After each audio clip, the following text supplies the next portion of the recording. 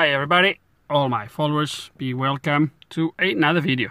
And as you can probably figure out, nearly straight from auction, it is a 2009, that's all wrong, it is a 2009 Audi A4 S-Line with the 1.8 turbo petrol engine. That's better.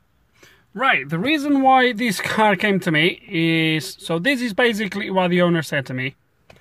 Okay, the car was dropped here, when was that, yesterday or the day before yesterday?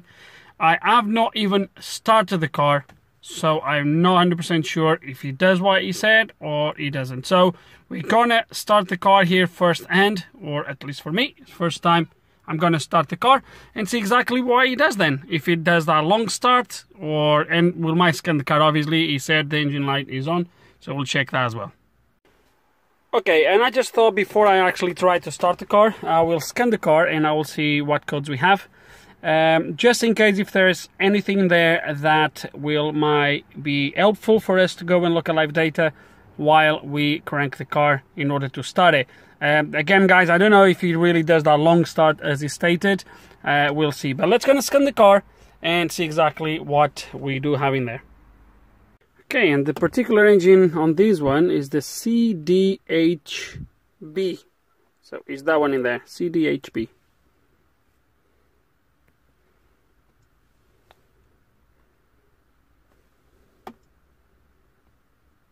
It's gonna go to control unit. There is other faults with the car that, not that one, but that one. I was not asked to look at that, so I'm not gonna look at it, at least for now, unless he requested. Oh my god. But okay, but it looks like, okay, so oh my god, so all these is, okay, misfirings, and then we have the camshaft position sensor. So it looks like it's going to be something related to that. High input, range and performance. Idle control system, RPM lower than expected. Okay. Let me see what kind of live data I can load on this and go from there. Okay, so this is the live data I've decided to select. The misfires per cylinder per 1000 revolutions. There is a total count per cylinder. The misfires are going like crazy, like 7,000 and so. I don't know when that resets. If it resets when you clear the codes or whatever, but there is a continuously, by the looks of it, count or accumulation, if you want to call it, and the numbers are absolutely crazy. But here is per 1000 revolutions. So every 1000 revolutions, this number will go back to 0 and we'll start counting again. Then we have obviously the crankshaft and the camshaft. I want to see if we have readings in there. Then we have the phase position, camshaft phase position, and then right here at the bottom we have actual the specified value and the actual value. So let's gonna crank this. I haven't cranked this engine. I haven't started this engine since the car was dropped. So let's gonna press my clutch, try to start and see what it does.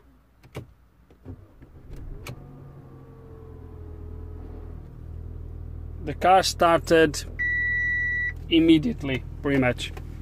Absolutely immediately. It was nothing really happened.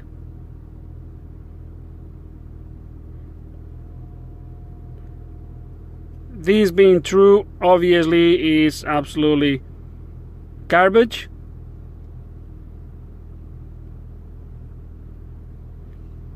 But the car started straight away.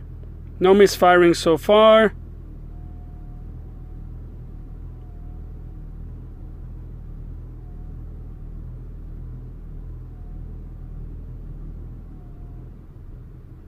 Boy, is going. Whoa. Is running crap.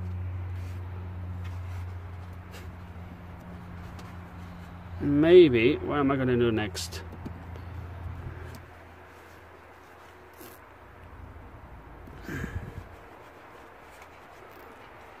I think I might going to take these out just to make sure this is actually working properly. Okay, and that's out, and someone was now using the right tools to take that off. Yeah, there's a little bit of damage there. Right, that is actually moving in and out okay, which is good. So it's not getting stuck or anything like that. This is also coming off. We just need to check it electrically, make sure it's coming out. Okay, and the spring is definitely pushing it out, so there is a little bit of pressure here, which is good. So let's gonna test this. Okay, a quick resistance check on this. We have about 10 ohms, trust me on that. There is about 10 ohms, so now we're gonna apply some voltage and make sure it actually works. Okay, I don't know how good it's coming up on camera, but let's gonna put some voltage on this coil and see what it does. Oh dear, it's not very professional. Oh, there you go. See if there is pressure when it's actually all the way up. See if I can put the wires here somehow. Oh, yeah, it's definitely pressure. There is definitely pressure on this, so it's coming up and it's holding in place, which is good. So I would, at this point, I would say this is okay. Obviously we don't know hydraulically how the things are inside of the actually valve, but we're gonna have to assume it's good, I guess. I'm not 100% sure. Ideally I would take that out, but I don't think I have how to be honest. I think the next stage, shall I take that off? I definitely don't have tools for that. I know who does have, but I don't have. So how am I going to do this? Or shall I just now see if I do have actually signal coming from the ECU into this? That probably is the best next option before I take the actually solenoid out, not the solenoid, the valve out, and inspect the valve. Okay, according to the diagrams, I should have a constant voltage on that plug, pin number 1, which is a yellow and red wire. I can't see the color, but I can see the number at the front of the plug. So I put my test light like this. Okay, so pin 1 constant voltage, pin 2 obviously is grounded by the ECU, which then makes the valve to obviously actuate, or the solenoid. So let's gonna turn the ignition on and see if we have constant voltage.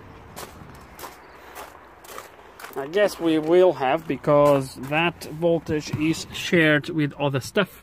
So I think if it was a voltage problem, we will have other issues in there. Let's gonna turn the ignition on. Look at the test light. There we go. Voltage is there, as you can see.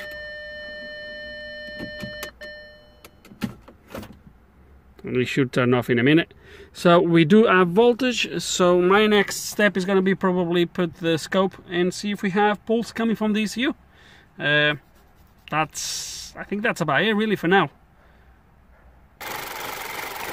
Okay, I'm taking voltage now from the entire plug. There we go. And everything went on the floor.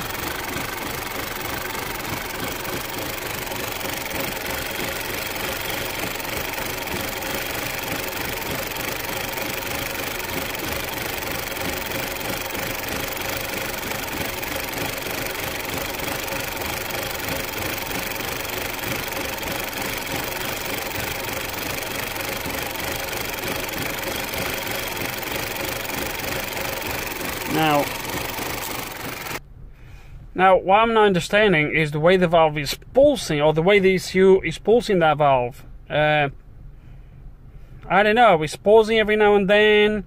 I know it's not connected, so maybe because we're supposed to pulse it, see some changes, and then obviously react adjust it like that. So it might be that's the case. But what I wanted to see first is make sure that actually the ECU is pulsing the valve.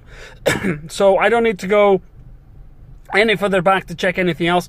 Load test the circuit from the ECU. The ECU is definitely pulsing my test light, so obviously it's going to be pulsing the valve as well. So yeah, let's kind of plug everything back in and go from there and see what to do next. Okay, and this is really weird. I've cleared the codes on ECU and I've tried to start the car again. Everything is plugged in, by the way, guys, and this is why it does. Right? I've been here trying, and in a bit it will fire up. I'm gonna try to see if it fires, and then I will show you. It shuts down straight away. Let me get it running and then I'll carry on and I'll show you exactly what it does. Okay, and it started, and let me show you this.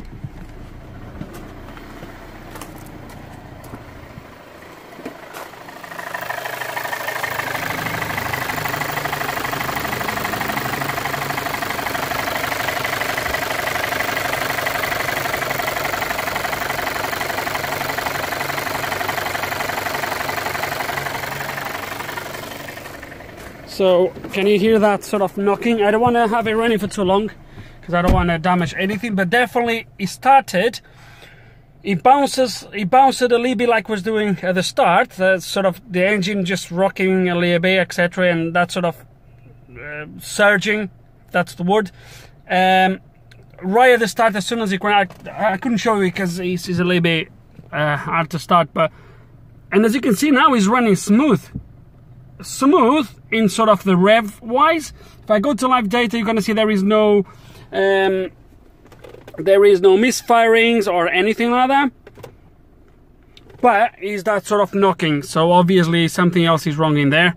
And if I rev slightly the engine, I don't want to rev it too much, but look what he does.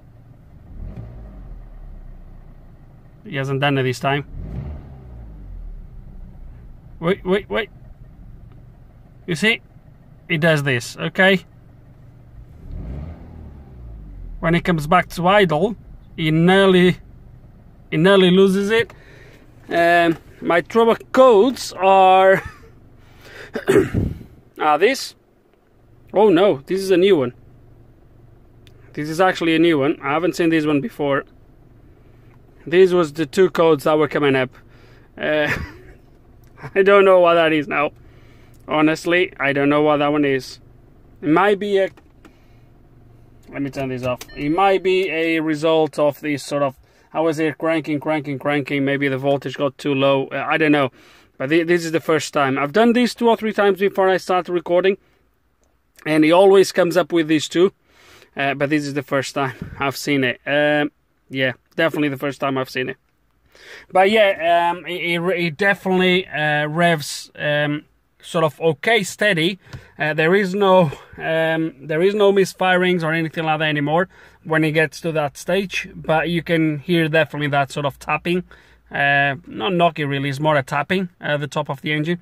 So I think that mechanically there's something wrong with the timing on this engine. I think that's what it is. So let me think what I'm going to do next. Maybe I'm going to scope the engine. Who knows? I don't really have much time today, but we'll see what we're going to do next.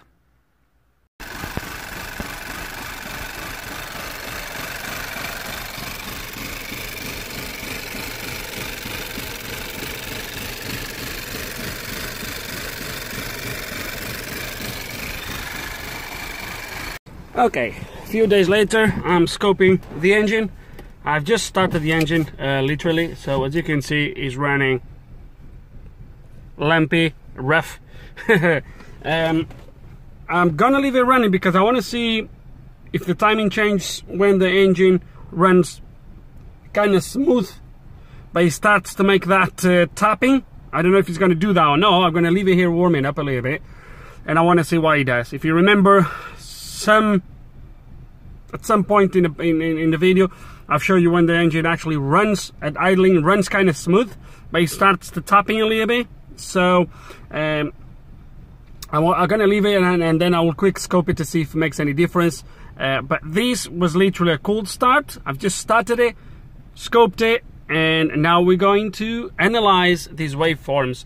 A quick Google search and I found a good waveform for this particular engine, the CDHP code, and we're gonna compare that here. So this is how they look like. So right here we have a original and good known waveform with a car with the same engine code at idling, and as you can see there is a full combustion cycle. You can see on this image from there to there is 720 degrees. So from the first one to the middle gap, which is one we're going to use in this case, purely because it's going to be easily to see that that drop in there is absolutely aligned with the gap on the crankshaft. So it's going to be easily identifiable and easy to do. So from here I'm going to load the next picture, which is the one we did on the car. And as you can easily see, when you compare the good known one where that gap is and that drop on the camshaft, now look at my waveform and look where it is. It's completely out of timing. So no questions asked at this point, guys. The scope doesn't lie. There is no questions. The timing is out on this engine. And that's it, guys. The car is out of timing. So whatever happened with this, I don't know the background, don't know if there's any underlying issues that is causing this, because again it looks like the car has been touched.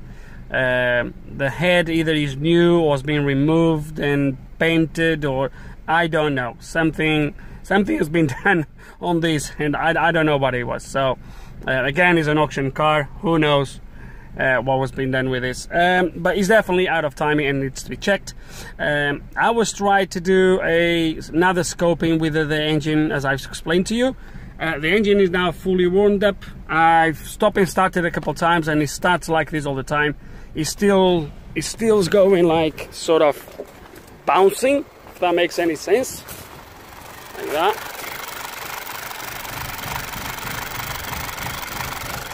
Yeah, it's still running a little bit lumpy, sort of. So I'm not going to be here try to make it to run like it was last time when it was kind of tapping.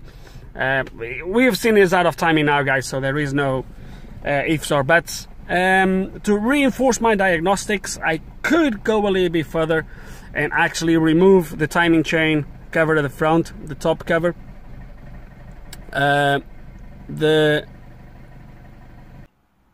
Yeah, and as I was saying, guys, to reinforce the diagnostics, I could remove the top engine chain cover. And actually there is a few measurements, I'm going to put them here somewhere, that you should be getting in this particular engine. If you don't get these measurements, then your engine is out. You need to put both marks at the top on both sprockets, etc., just like that, and that's the measurements you should be getting. If you don't, then you know you are out of timing. But honestly, the scope in this case doesn't lie and is a massive indicator that my timing is out.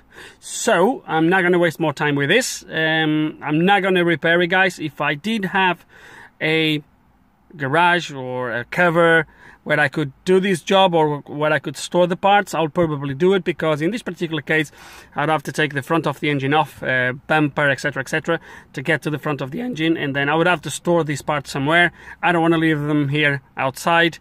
Then worse, even more, if it rains, then guys, you probably understand it's not feasible for me. If I had a garage, probably I would do it. Why not? But not in this situation. I'm not going to touch this. So I'm going to send it away and to be repaired somewhere. If I ever know anything about this, please read the description of the video.